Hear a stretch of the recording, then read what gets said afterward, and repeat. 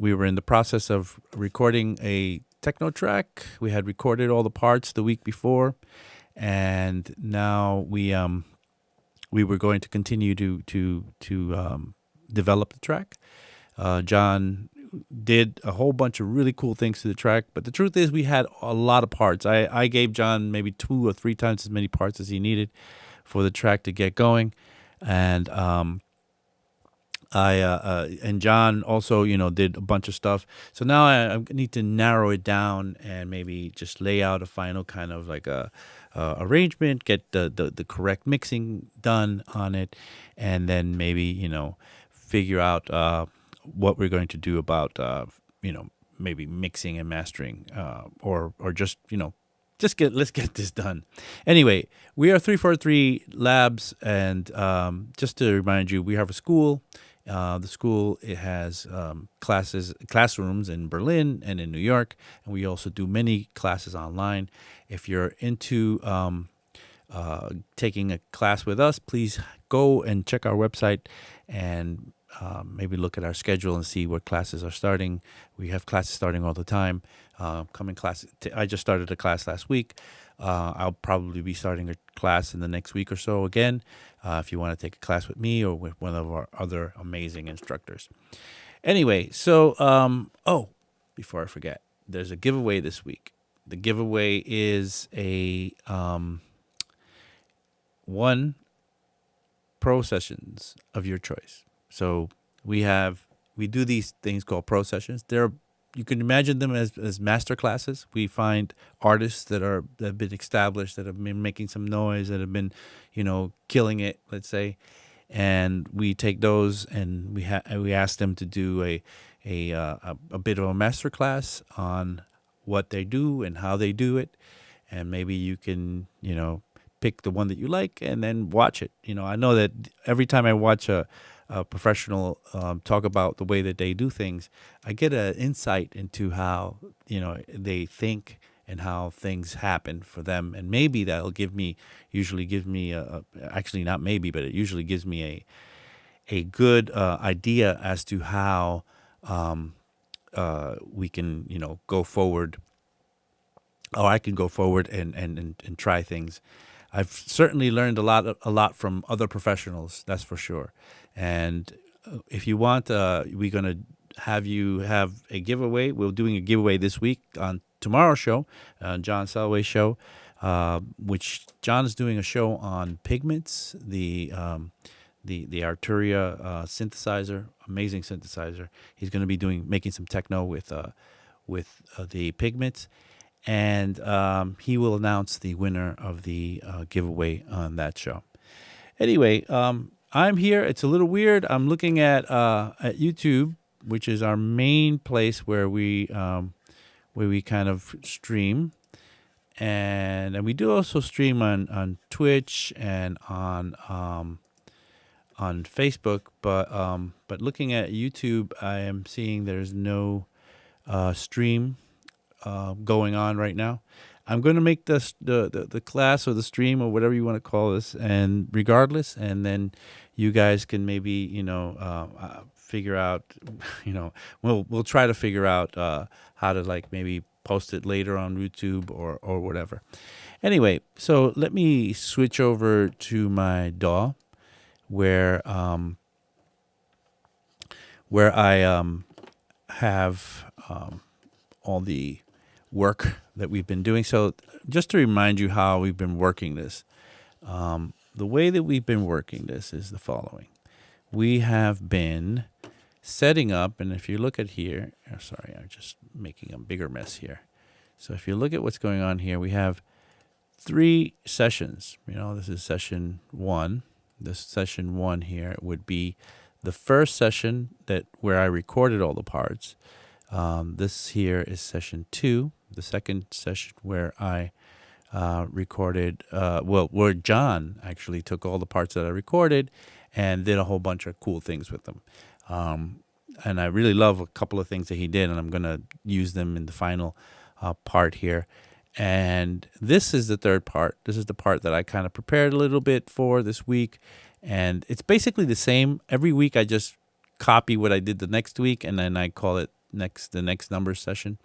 That way, what we plan to do is we plan to post these projects up for you guys, so you could download them, watch the videos, follow along in the sessions, and maybe get some insight as to how we go about getting this stuff done.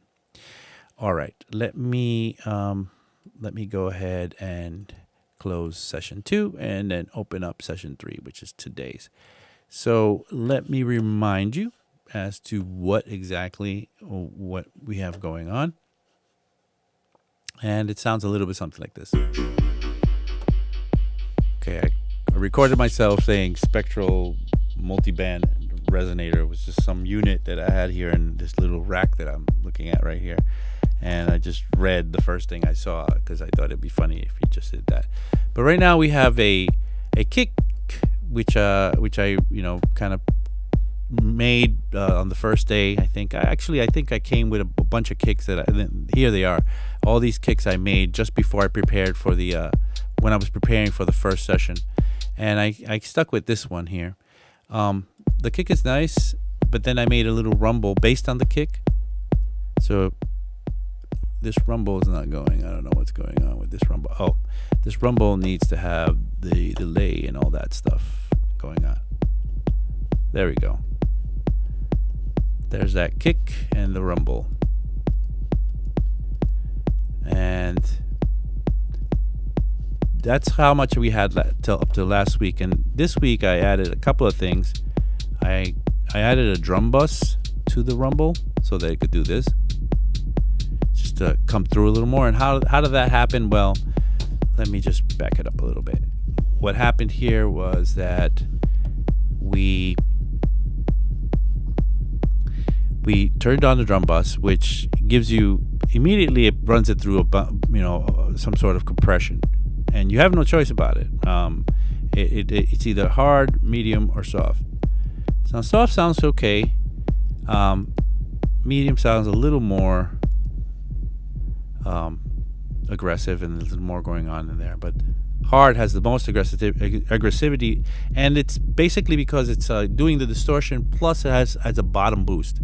So you hear that nice bottom boost. So take that off, and that bottom boost, and filling in that all the distortion, all the harmonics that the distortion is going to give are just filling in this low end rumble part. And I added a little bit of a shelf here where I took out the very low end under maybe 20 hertz, and because it was a little too loose, since it's kind of panning left and right, I just wanted to keep that real low bottom from being very, very stereo. And then I added a little bit of a shelf here, to make it, just add a little bit of detail at the top end. Even though there's not much on the top end, I always tell people that I raise the high frequencies here, even if I don't have anything here on a low end, on like a bass or a kick part, because it somehow gives me air and definition. Let me see if you can notice any difference. I totally can hear. You could hear a little more of the high part. It just feels more like it's there. See there, it's just low end rumble. And now you have something up there going on, even though you don't have any frequencies here. Apparently, it looks like you have nothing here. From the point that I pull it up, maybe just this area here, but look, it's really cool. So let's get back. And let's start with that kick again. Now I did something with the kick as well. I ran the kick through this, another drum bus, for the same reason. That with a little bit of soft drive, even though I'm not doing that, I'm already getting a little more. Now listen to it without it. See how much more put together it feels? You have really you could add extra compression over here, but I don't really think I need that. This already adds some drive. Let's say it's not compression, it's actually drive. that you get added on from here. So it feels like you're pushing it into a circuit. Let's see what it says here. So the soft one is wave shaping distortion. The medium one is limiting distortion. And the hard one is clipping distortion with bass boost. That's what we have. And we get that. So let's start again. So yeah, that's gonna be what I like. See, we're missing so much without this drum bus in there. It's just really put together. All right, now the next element that's gonna probably come in is gonna be that hi-hat, and I could just make that hi-hat start by itself here. Now I did a bunch of things to it, so I kind of liked it in general. The kind of like the the shortness of it, the type of type of sound. It's kind of a raw, kind of like shaker-ish kind of hi-hat with a little more impact than just a shaker. But I wanted to get it a little more, to cut through a little more. Now I could just go and EQ it a bit, but what I decided to do was to try different distortion on it to see if I could, let me just loop this around where I can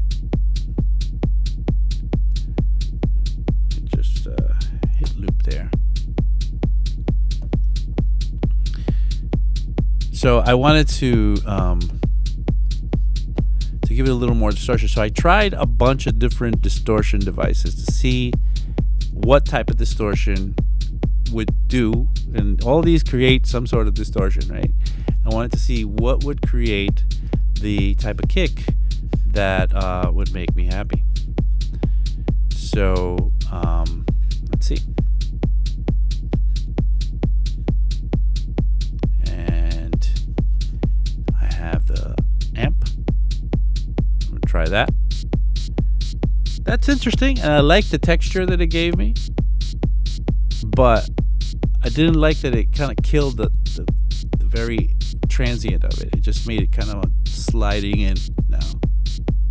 It's kind of cool, but there's more of a transient on it, and this one is kind of sliding a little more, and it kind of even shifts the timing on it a little bit. So I wasn't really that that interested. So I switched to another one. Let's try the overdrive. So I tried the overdrive, and I'm not going to bore you to go through all the settings, but I left them at the settings that I liked them the best out of each device, right? So I went to overdrive, and that was cool. That was kind of it was doing the thing, right? But I thought I could do better. So this one still kept the transient as this one took it out. But let's see. So this is overdrive. This is kind of amp distortion or just modeling an old amp. It's meant for guitar, but you could run whatever you want through it to get the sound you want. And this is like just overdriving a circuit, an analog circuit. Now here we have some bit reduction or downsampling. What did I do? Yeah, well, I didn't do much here. I could I added, this is what I did. I went really low with this and then kind of mixed that in together to give it a little more girth, but never really kind of panned out in any way for me. It was like kind of the worst one that I tried on there. Then I went and tried a saturator, and believe me, I tried a lot of different modes here in the saturator, and I kept the wave shape mode. And when I turned that, it's okay, but it just wasn't hitting me right. And finally, the one that actually worked, that I really, really enjoyed, was this vinyl distortion one. The vinyl distortion one, it was perfect. It just gave me the exact amount of something, or grit, or crunch, distortion, and it just kept that transient, and it made that hi-hat just do what it needs to do. All right, let's keep it rolling here. Let's keep it rolling. Let's let that go, and let's let this loop go. And I wish I could talk to you guys, but nobody seems to be. There's nobody on right now. Hold on, let me see. I'm just clicked on something. Maybe I am on. Maybe this looks like it may be you guys here, and for some reason I might be here. Yeah, I'm here. Finally I get to see you guys. Hold on, guys. I've been just talking to myself all this time. Finally, I see that you guys are here, and I want to say hello to everybody here. Let's see who is here and who's been bearing with these problems from the beginning that I've had. Let's see. We have Martin Crockett. We have Fanning or Farning. I can't really read it. I gotta pull this screen in a little bit. Simple Sam, Nefertiti Gold. Hello, Nefertiti. Pavel's a student of mine now. He's in one of my mixing and master. No, he's in my Ableton-2 class. We're doing advanced Ableton stuff with him. It's really fun. We meet on Tuesdays and Thursdays. Let's see. So yeah, it says Martin says, does it seem like Abe can see the chat? I can see the chat now. Now I can see you guys finally. I don't know what happened, what was going on, what was going down, but I finally can see the chat. Selway is here. Ahoy, John Selway. Let's see who else. I just want to catch up with what was going on in this chat. The chat is such an important part for me of this whole, experience. As I said, to me, I've said this many times, to me, this whole experience of streaming is my highlight of my week. And to meet you guys and see you guys in the chat and just do stuff and have you guys react to it is very, very exciting for me. Enigmatic Onion is here, of course. Let's see. I'm sure there's a few other people here. And I hope that everything is going to work now and we're going to be able to keep going. I don't know what was going on earlier, but we're here now. And okay. So I was just going through some stuff about, the stuff I, that was going to make this sound a little more like a finished track for me. And, I needed to have the texture of that hi-hat just cutting through nicely in the correct way. Max Wild is here. Hey, Max, sorry for the technical difficulties, but I don't know what was going on in the stream. Apparently, hold on a second. I'm just reading stuff on here. You guys are distracted, but apparently John Selway says your stream switched to Techno Saturday event. You're also on Tetro's channel with about 15 viewers. I'm taking over Tetro's channel. Tetro, sorry, but it's my channel now. And, I didn't mean to do it, but hey, it happened. Anyway, okay, let's just keep it going. Let's see how crazier can this get? So let's do it. So we got this going. Remember, I had the rumble, and the drum bus helped a lot to get that rumble finalized in the kind of nice way that we want. And to be honest with you, I need to have these elements: kick, bass, and that hi-hat that's so important in this type of techno, and maybe a couple of more elements, but these are the elements that I need to have solid, because if I have this, I basically have a techno track. I could just play this and play that in the club and we'll be good. I mean, I could add something silly to this and I'll probably keep this in here for the mix, but let's say I add let's add an auto filter in here, where I can just cut the real lows out of it and then turn that on and off. So I could just be like, yeah, here we go. The kick's going to come back in a second, I think, because I think it's programmed that way on the arrangement view. Yeah, here it goes.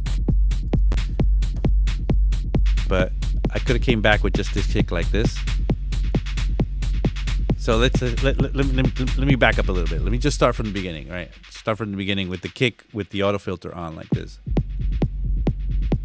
And you let that play for a while, and it feels pretty good and it feels pretty techno, and you could just be like, yeah, all right, this is really cool. I'm down with this. I could dance to this. I could move to this.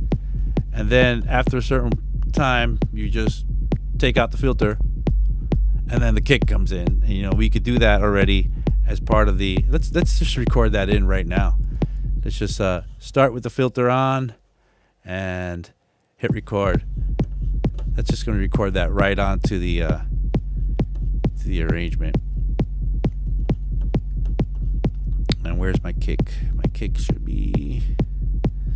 I think it's this one here. And that's the auto filter. And I'm just gonna turn it on. I guess at 17 I'll turn it on.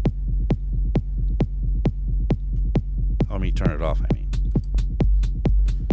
Alright, maybe I didn't get that correct, but I can just go in there and make sure that it's exactly where I want it to be. So I just now have this. I have, just back up a little bit. It goes like this for like 16 bars. And then it kick in like that. And maybe, it's probably cool that it comes in with the hi-hat the way it is. Maybe the hi-hat could be a tad louder, just to make it really bite in there. But as I was saying, this is to me like, I could roll with this, and I could even just play with this and keep it going, and I could make I could entertain a crowd for 30 seconds to 2 minutes with this for sure, no problem. So this has to be right for me for in order for me to like feel like, yeah, we got this going. This is the track feels like the track is here. So I'm going to do that one again here, maybe, where I'm going to drop it out. Let's see what happens here. So I'm just going to, since the kick drum dropped out all the way here for 4 bars, and this was part of John Selway's arrangement that he started the last time. I'm going to see what happens if we come back with the kick not so strong. And I don't know, should we keep it out for so long? Maybe we keep it out for less than that. We just maybe 1 bar or something. What is that, 1 bar or 2 bars? Just looks like 2 bars. And then right back in, just to give it some motion, some feeling, some movement, some organic flavoring. Now we're getting that clap that John made last week coming in. I really love that clap. John did some really cool things with it. First, he did that really cool trick with the echo, where he set it to 16th notes, and then he just set the position to 15th notes, so that it starts just a little bit before. It takes a little bit to get going, to get it sounding the way it sounds now, but then he just rolled it in. It just rolls into itself, which is really cool. Kudos on that one, John. I really like that. I'm gonna steal that trick. Can't take credit for it though. This is John Selway's sort of way of processing with the echo. And I guess he could do that also with the delay device. But also John added this resonator with a MIDI note to trigger, and the MIDI note should be triggering here. Or maybe it's because it's soloed, it's not triggering. But he made listen to the trigger on the what the Spectra resonator does on it when the MIDI triggers the resonator. See that sound? That sound is the same Spectra resonator that was there before, but wasn't being triggered the way that it is now without that MIDI note. It's sort of set up. Click on MIDI here, and then you MIDI from 37 MIDI, which is this track right here.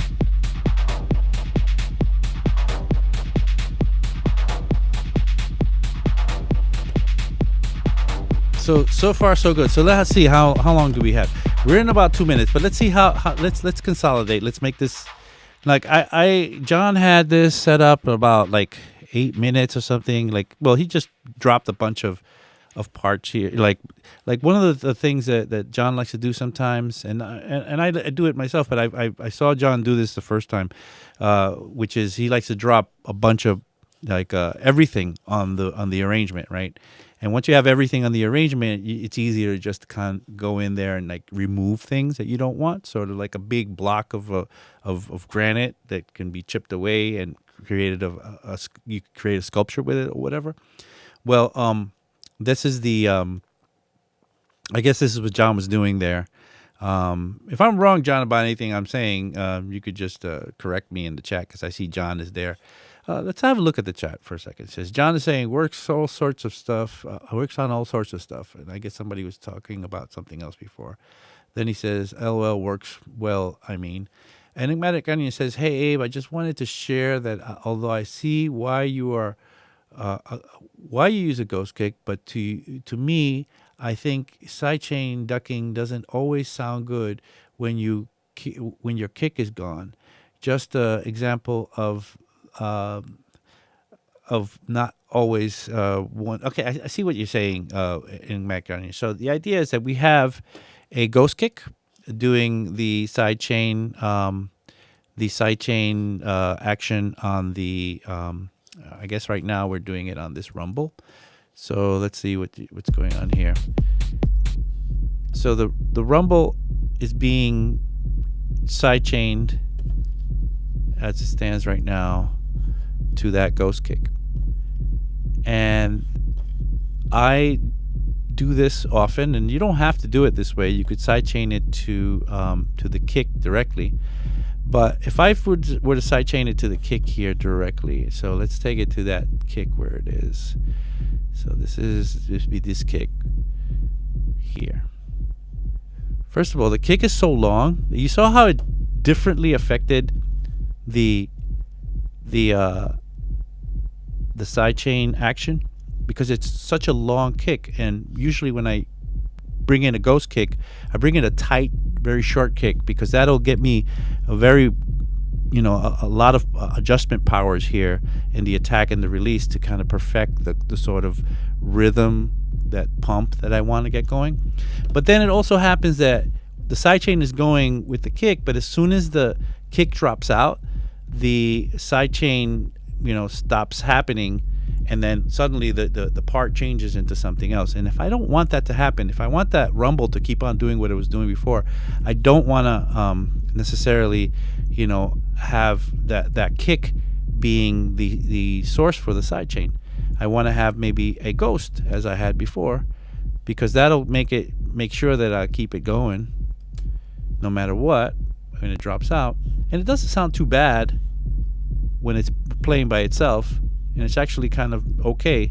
So, but I get it. And Onion says in the case that when the sidechain drops, it doesn't sound, right. Then in that case, you'll have to, you could easily then maybe just eliminate the sidechain right here. But I still would use a different kick than the kick that I'm using right now, because the kick I'm using right now is, let me just show it to you in full glory. It's really long, super long. Anyway, what's happening in the ghost kick is more versatile. Yes, thank you, Simple Sam. John Selway says you can't high pass the kick, so it gives you a short, sharp transient for the sidechain instead. Yes, that's true. All right, I could get lost in just reading all you guys' comments, so I'm just gonna keep going here with what we have. So just once again, I know it's about halftime. I know we started kind of weird and wonky, but we're here now, and it's about halftime in the stream, and I have to tell you, you're watching 343 TV. My name is Abe Duque. I am an instructor at 343 Labs. If you like what you're seeing, if you follow us and watch our content, maybe you can go to our website and have a look at what else we do. 343labs.com, where you can maybe see our class schedule, and maybe you can come and take a class with John or with me or with Justin or with Max or with Brent, all our amazing instructors. If I'm leaving somebody out, I'm sure I am. I mean, there's Nathan, of course. He's actually been teaching in New York in the actual physical school. Let's see who else. Did I leave anybody out? There's Claire. I'm sure I'm leaving somebody out right now. But yeah, we have amazing instructors. Of course, I'm leaving out all the Berlin instructors. We have instructors in Berlin that are teaching in the physical school in Berlin. So if you're interested in coming and taking a class with us, whether it be a physical class or a class in online, you can find all that information on the website. Please come and visit us. And if you can, please hit the subscribe button. For this site, for this YouTube channel. We'd like to build let's see what the channel's up to now. We'd like to build it up. It says 11.1K. We'd like to build it up to 100K by the end of the year. That would be amazing.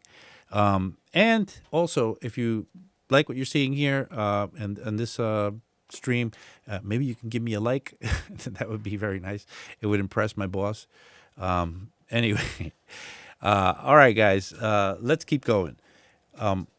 Giveaway. Don't forget about the giveaway this weekend. We have a pro sessions of your choice. John will announce it tomorrow on his show, on his show, his Techno Saturdays, and he's going to make techno with Pigment, I read. All right, so let's keep going. So here we are. So let's see. So let's see what I have so far. And what I need to, so we had talked about the end of this, and I kind of chopped it down. You know, John had a little more than that, but I chopped it down to about 6 minutes or so, a little less than 6 minutes.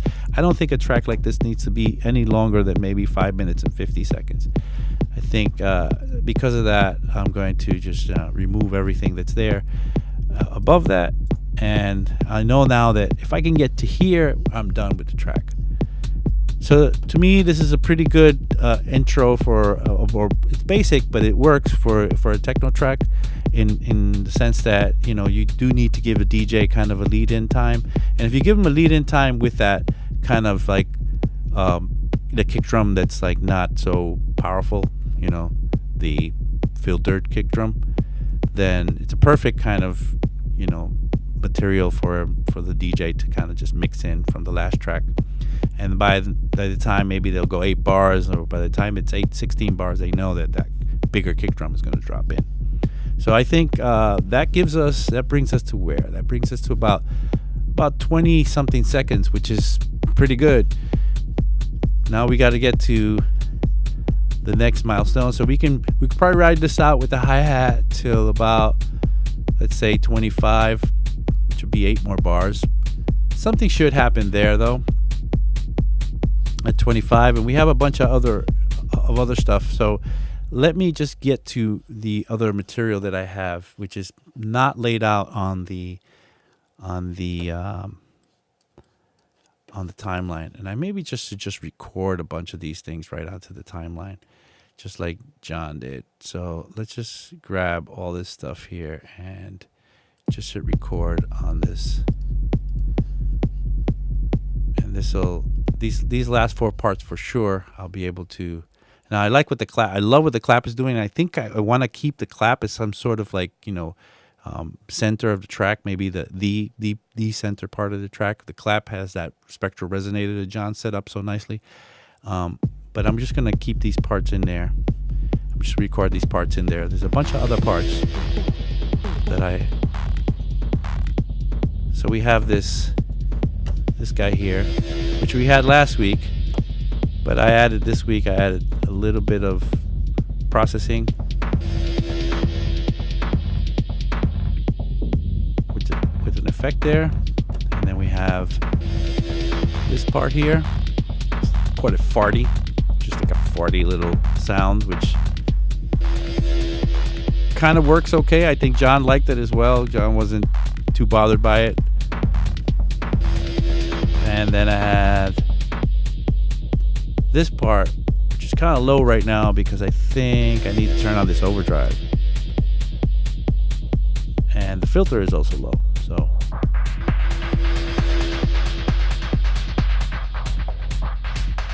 Okay. And what other part?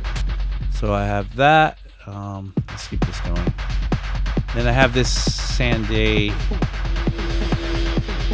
I just took a couple of notes of that one vocal sample. Now remember, we started last week. We had a bunch of mono sequencers.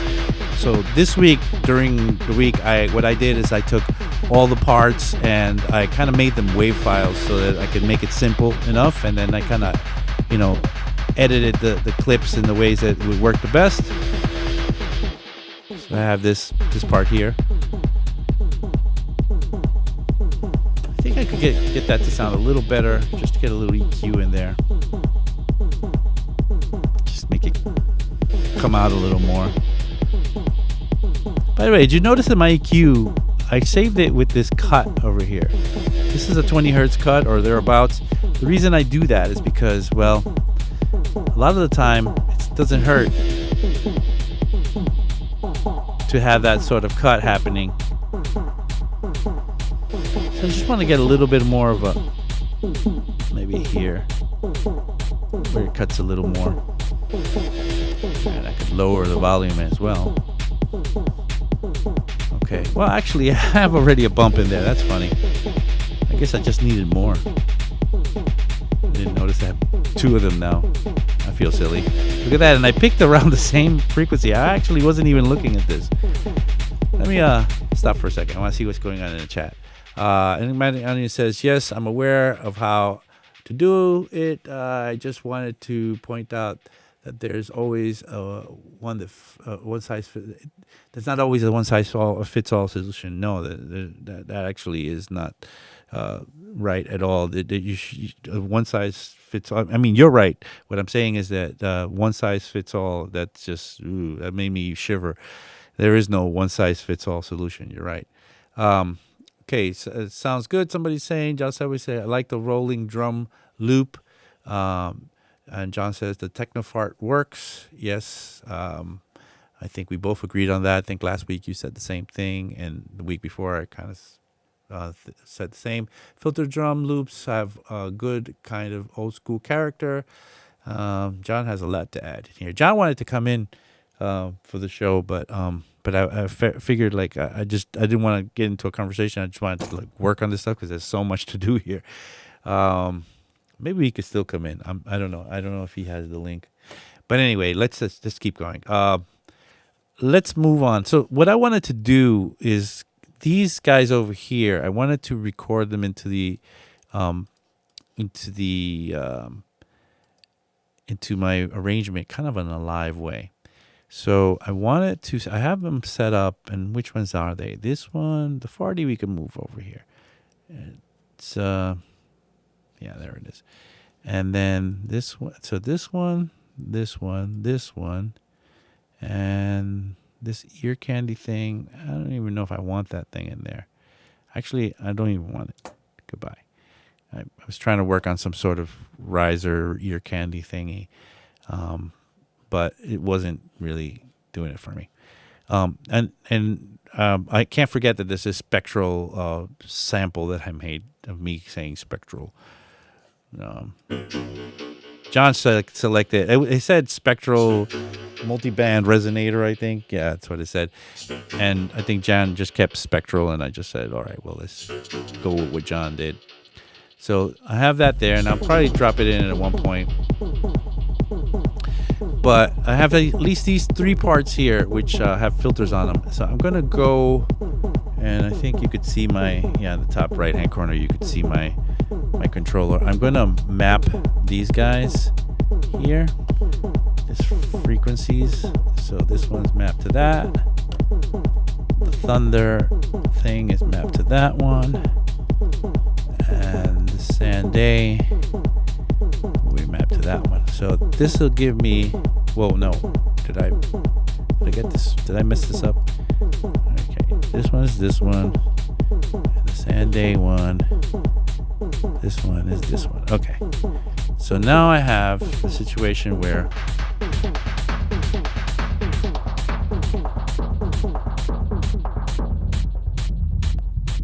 I can keep these down and kind of just work these as part of my arrangement in a live way. I'll make this a little bigger over here. If I can, hold on. If I can get my... Try and move my camera. There you go. That way you guys can see a little more of what I'm doing. Get my phone out of here. All right, so now let's see, that clap is going. It should be switching up. Yeah, there it goes. Just hit record here now. And it started to record all these parts in there.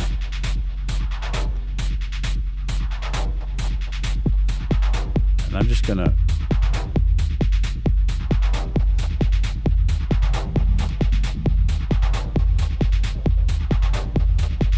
just playing these parts in, jamming a little bit.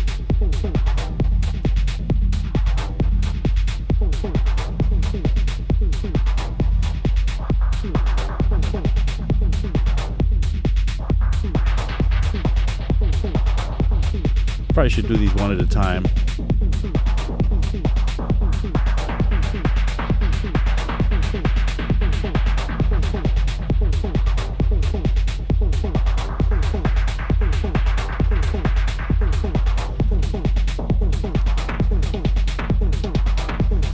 Leave that going.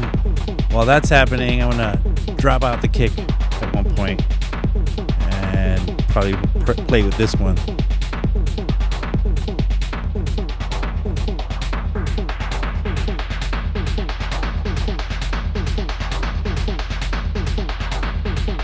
And I'll bring back the kick and take everything out except for that one.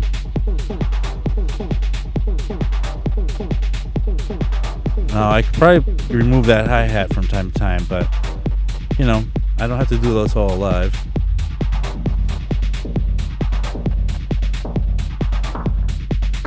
Maybe we should throw this in there.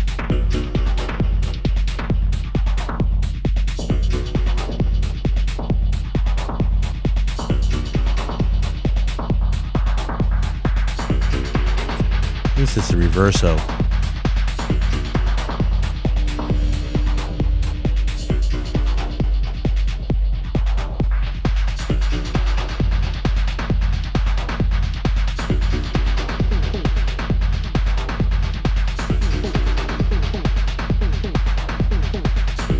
So, you know, I'm recording this the way that I would DJ, and it's hard to keep my mind on it and talk to you guys at the same time.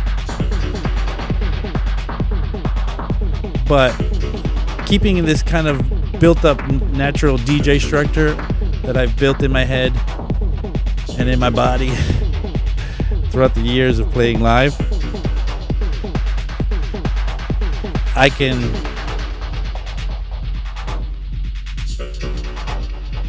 sort of guess where things might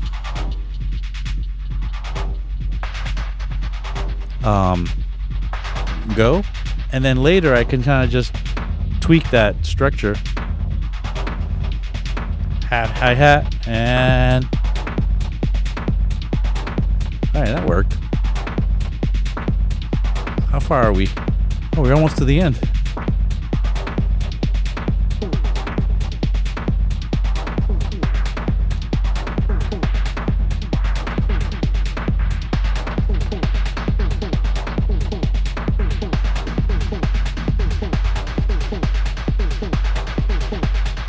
Start taking this down, and maybe the rumble too. Get this reversal in there.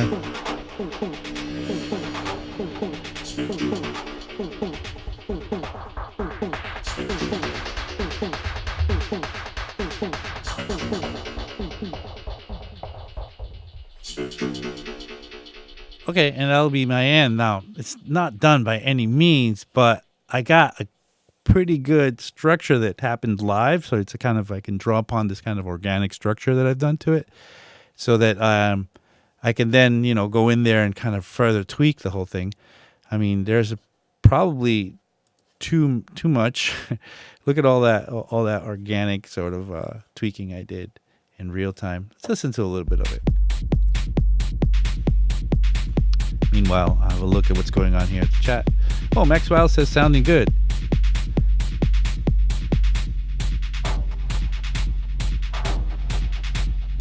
Let's see. What is the controller? Okay, the controller is the APC 40 Mark II from Akai.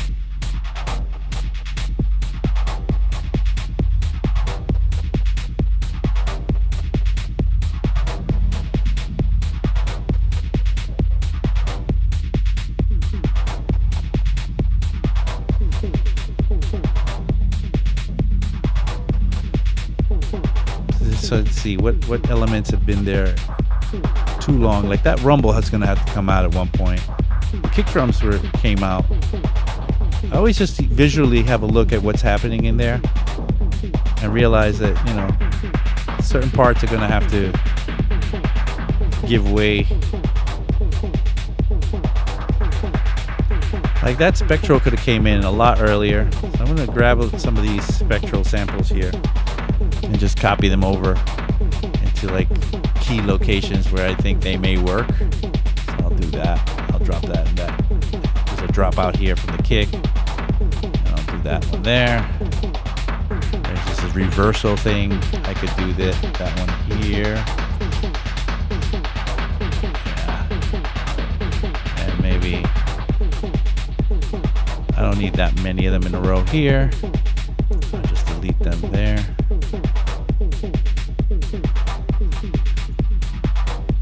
And so slowly but surely, I start to set up a structure that's going to make it so that I can finish this off, you know.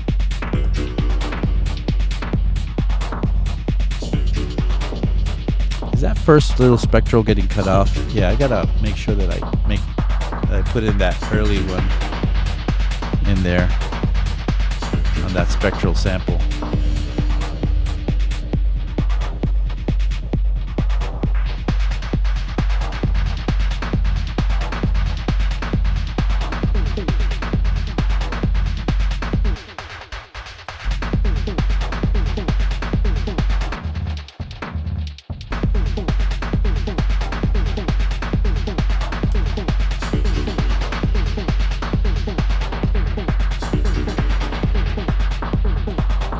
Silly that I made two of the same thing.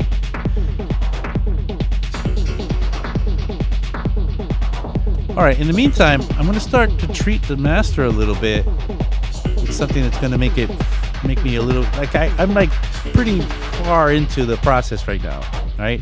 I've got a kind of a hasty arrangement that's working all right.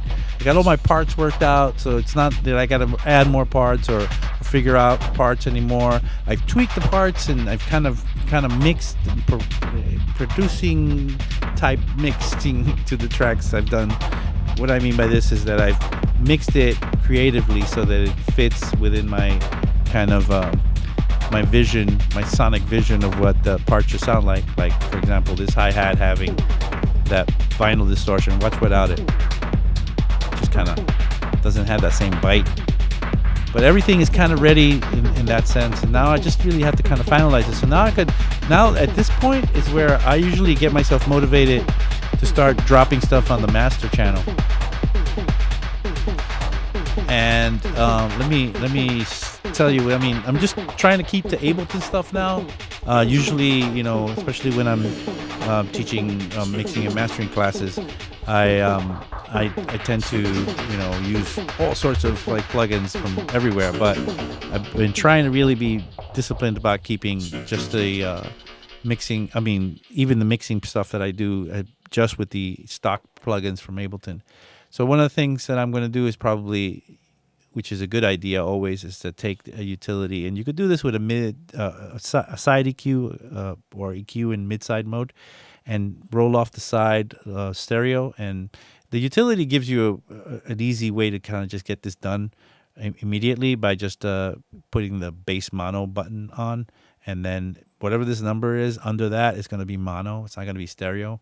And that's going to be great because I got a lot of all crazy stuff happening in stereo, and you really don't want to keep that in the final mix. Let's see if it changed the sound too much. No, it's pretty good. So I'm just going to keep that. Then I want a little more saturation. And one of the gems of Ableton is the glue compressor. It's not only a compressor, but it's also a saturation tool, if you ask me, because it adds plenty of really nice. I'm compressing it. I'm making up the gain because I'm compressing some of the gain, and I want the attack all the way on the lazy side and the release all the way on the fast side, and the ratio to 2 because I'm not really trying to compress with this thing. I'm trying to put it through its modeled circuitry so that it grabs all the harmonics and everything. Primarily, it'll do a little bit of compression, of course, but primarily what it's going to be doing right now is just adding a little bit of the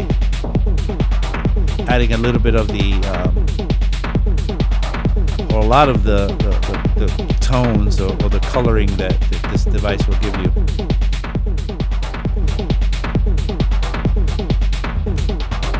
Now I'm going to add one more thing, which is I'm going to add a limiter in here. And with Ableton, it's funny because different DAWs, you kind of have a different way to look at things. But with Ableton, depending on how pumped up you want this track, if I was doing a Spotify thing, I probably wouldn't push it farther than it is right now. I mean, I could try to push it in there a little bit above -6 RMS.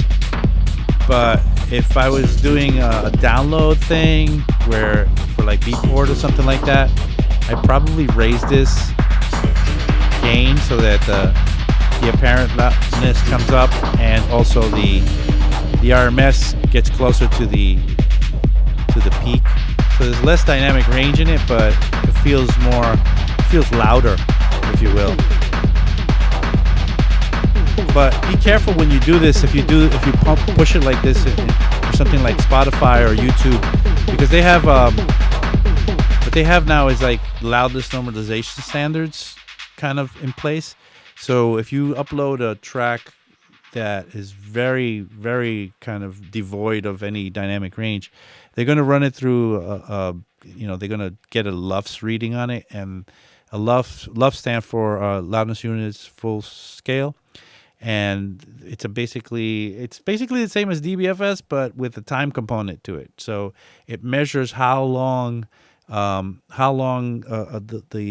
louder or the dynamic range and the peak and the RMS were close to each other, and according to how much of that is happening, meaning how pumped up the track is and limiting really, it's going to give it a LUFS score. And if you have a bad LUFS score, it's going to actually make your track quieter, because they don't want you to have artificially pumped up tracks on their stream, because they want other tracks to be able to compete. So if you're trying to play a classical music track or a 50s track before your track comes on, it would be a little weird. There wouldn't be that continuity in the stream if it went really loud all of a sudden compared to like the Elvis track that you were playing before. So because of that, the YouTube was the first. YouTube started with this, but now Spotify, Pandora, everybody is doing these loudness normalization sort of rigors. And right now, we have to be very mindful of that. But if it's going for download, and a lot of times when I'm teaching my mixing and mastering classes, I explain to the students that you often have to end up making different masters. You often have to make one for Spotify, one for YouTube even, because they have different numbers. They have different LUFS sort of requirements. You have to make one for SoundCloud for sure. That's another consideration altogether. If you want to know, come and take a class with us, and I can tell you exactly what. But and also for downloads, if somebody is going to put it up on a place where a DJ can download it, DJs like to see a very fat WAV file when they put it into that CDJ. They don't want to see a wimpy wave file. They feel that the wimpy wave file sort of gives them a worse sort of quality. It represents worse quality, but it doesn't. It really doesn't. But anyway, so here we are. We'll see what John says. At Drax, Techno depends on how it sounds. I usually preview the tune. It depends on the mix balance. For cutting vinyl, there should be nothing below 70 hertz in stereo. So that is as low as I would go. Yeah. So I don't know what the conversation was exactly about where to cut. So what frequencies do you cut to mono, like 100? I would say I personally like to go a little bit higher than John says, as low as 70. I would cut a little bit higher than that. I would usually cut around anywhere between 100 and 150 is okay. Meaning not cut, but remove the stereo, the sub stereo content. On vinyl, it's a very big problem, because you can have all sorts of things happening to that needle if there's this kind of wobble, a warble on the very low frequencies. But this problem could also come up on a dance floor. If you go on the dance floor, or in a club where you'll have phase cancellations happening at the very low end because of out of phase or low frequencies, and the reason that you try to mono those out a lot of the time is to try to keep yourself in the best position you can not to cancel out. That's the thing. You don't want to cancel out. Anyway, so right now, this is not a mastering chain, but this is something that you can start already, maybe, considering for treating the bus a little bit for presentation. Now, one of the things that I did not do, and I will do it now, is I did not EQ. And for this type of music, which is 4 on the floor music, you often recommend that you should cut just to cut around 20 hertz or so. Meaning cut all this garbage out. Now, I won't recommend that to happen for all types of music. Certainly if you're recording a jazz trio or an orchestra or a hip-hop track or a trap track or something that's a little down-tempo, anything that has room between the big boom and then the next big boom, that then you can kind of keep that low end the way it is. Meaning you don't really have to go eliminating all this stuff down here, because if you do eliminate this stuff, you say you can't hear under 20 hertz, so we're going to cut it. Well, yeah, your ears can't do through the air, you can't do 20 hertz, but your body can pick up a note at about 12 hertz. I think that's the lowest note that you can actually sense with your body. 12 hertz can be transmitted through the vibrations on a speaker cabinet, through the dance floor, or say a wooden floor, onto your body. And you could sense that very, very low frequency. And that is not, frequency that can't travel through air, but you're going to be sensing that regardless. Why would you want to cut that out if it's going to be, something that's going to contribute to that rumble, and especially like on a trap track or a hip hop track where you really want those cabinets to rumble. So I wouldn't cut out the low end there so much so as I do it with house music or anything that's 4 on the floor, techno for sure. And the reason is because what you have, let me show you what's going on here. Let me get that kick going on. What you have here, see, look at where that kick is. That kick is, and let me drive to that spectrum. The kick is based around 47 hertz. Even if we get to the edge of the fundamental here, we're still at about 40 hertz. The rumble is based on the kick, so it's going to be somewhere in that same area as well. All this stuff is kind of supporting action there, but this is the 20 hertz line here. So what you want clear here is what's happening right around here.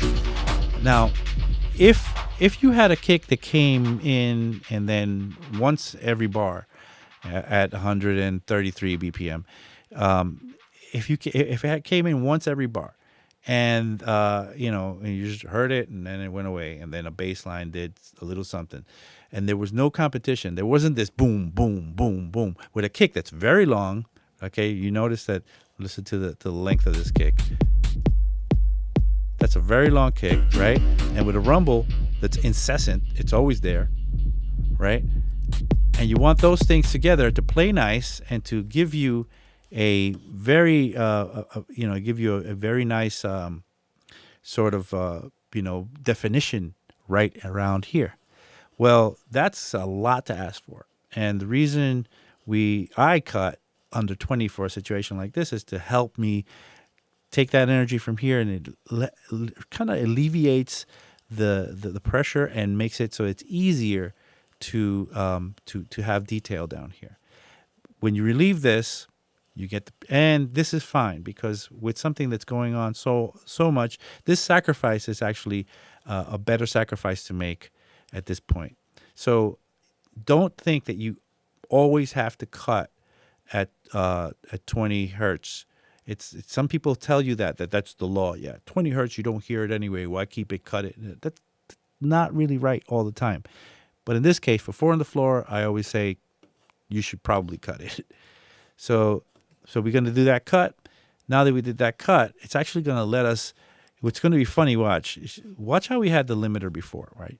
So we have everything the way we had it before.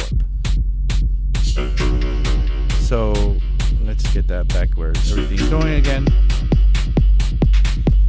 So we had that limiter was working hard. We were getting up to, pretty high there. But what happens when maybe this is not going to happen, but I hope it does. I hit the EQ, and look how we got a little more. Let's hit the kick drum go so we can see how much more. We get a little bit more of leeway here with how high the RMS goes up, because we don't have to carry all this garbage down here. So now the limiter doesn't work as hard, and believe it or not, even the LUF score, if you ran it through like Spotify or something like that, the LUF score would be a lot better. So now let's take that whole chain and group it, and then we could turn it off together at the same time to see if it makes it any better. Where's that kick drum? Come on, move that kick drum.